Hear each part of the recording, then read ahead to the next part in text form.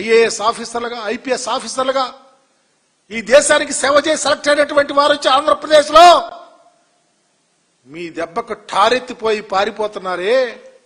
ఆంధ్రప్రదేశ్లోనే కాదు, ఈ మీ యొక్క రెడ్ బుక్ ఎల్లలు దాడుతా ఉంది, ఇతర రాష్ట్రాలకు వెళ్తా ఉంది.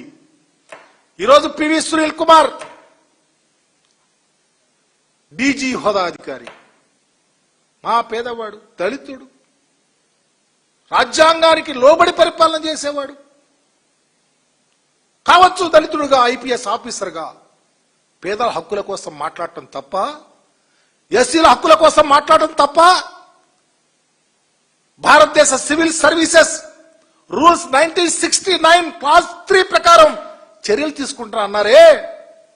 అయా పేదవాడు, దళితుడు, అంబేద్కర్ వాది అయినటువంటి ఐపీఎస్ ఆఫీసర్ దళితులకు అన్యాయం జరుగుతా ఉందని మాట్లాడటం తప్పని మీరు మాట్లాడి చర్యలు తీసుకుని అతన్ని సస్పెండ్ చేస్తా ఉన్నారే. సస్పెన్షన్ ఎంతకాలం చేస్తారు? దర్యాప్తు ఎంతకాలం చేస్తారు? అతని మీద వచ్చిన అభియోగాలు ఎందుకు ఇంతవరకు మీరు వచ్చి 2 సంవత్సరాల్లో నిగ్గు తేల్చలేకపోయారు? అంటే అతను రిటైర్డ్ అయిన దాకా ఒక పేద దళితుడు ఐపీఎస్ ఆఫీసర్ గా రిటైర్డ్ అయిపోయిన దానిగా మీ కక్ష తీసుకుంటా ఉంటే ఈ రాష్ట్రంలో పేద ప్రజల యొక్క మనుగడ స్థితిగతులు ఏ విధంగా ముందుకెళ్తాయని చంద్రబాబు గారిని అడుగుతా ఉన్నా. ఒక్క సునీల్ కుమార్ కాదు, సంజయ్ డిఐజీ సంజయ్ కుమార్ ఏం తప్పు చేశాడని, ఎంత తప్పు చేశాడని, జాషువా ఐపీఎస్ ఆఫీసర్ నా సోదరుడు, eminent personality, sincere officer suspend చేస్తారా?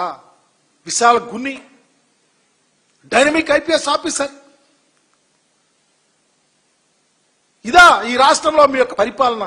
పేదవారి ఓట్లు, దళితుల ఓట్లు, అంబేద్కర్ ఆలోచన విధానంలో ఉన్నటువంటి అనేక మంది ఓట్లను కొల్లగొట్టి మా మీదే మా కక్ష చూస్తా ఉంటే ఎటు పోతుంది రాజ్యాంగ వ్యవస్థ చంద్రబాబు గారు అని అడుగుతా ఉన్నా. ఇదిగాక మీరు ఎల్లలు దాటారు.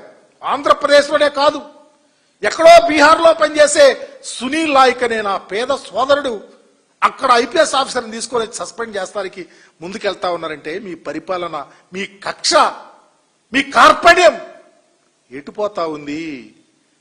ఈ రాష్ట్రాన్ని ఎటు తీసుకెళ్తా ఉన్నారు చంద్రబాబు గారు మీరు?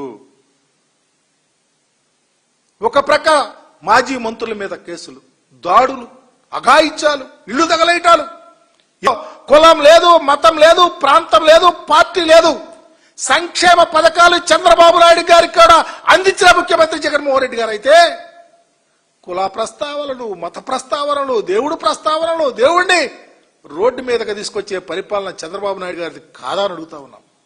వీటన్నిటికీ సమాధానం చెప్పే రోజు, వీటన్నిటికీ అకౌంటబిలిటీ అనేది తేల్చే రోజు రాబోయే రోజుల్లో ముందుంది. ముసళ్ల పండగని తెలియపరుస్తూ